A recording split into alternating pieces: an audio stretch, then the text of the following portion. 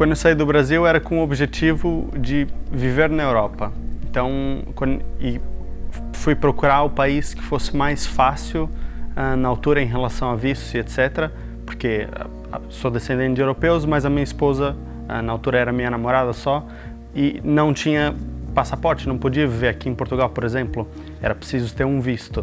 E a Irlanda era o país mais fácil para ela obter um visto de estudo. Portanto, optamos para a Irlanda.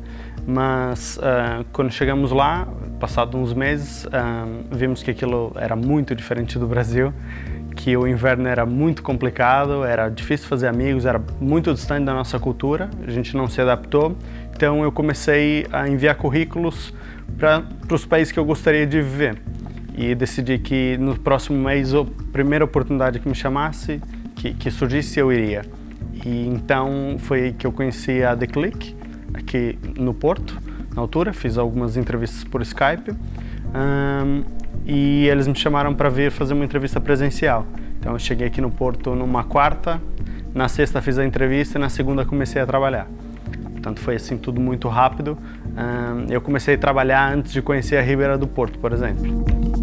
Quando eu decidi por conta própria empreender e quando comecei a ver mais próximo a realidade dos outros empreendedores é que eu vi a diferença que faz você estar dentro de um lugar como esse, não é? Quando você precisa, por exemplo, qual é a diferença de eu estar aqui ou estar num cowork qualquer, que não é uma incubadora, é só um cowork. Para mim, antes eu não via diferença nenhuma, hoje para mim faz toda a diferença, que é exatamente a oportunidade de você conhecer pessoas que mesmo que não seja para negócio, que pode olhar com um background completamente diferente para o seu negócio e dar uma perspectiva diferente para o negócio, né? Eu quando converso com outros empreendedores daqui de dentro, geralmente eles me fazem perguntas que eu nunca me fiz sobre o meu negócio, porque eles têm uma perspectiva completamente diferente pelo fato de não conhecer o meu negócio e traz oportunidades também. Portanto, estar dentro de um ambiente onde tem pessoas que têm vontade, querem inovar, que são críticas, é fundamental.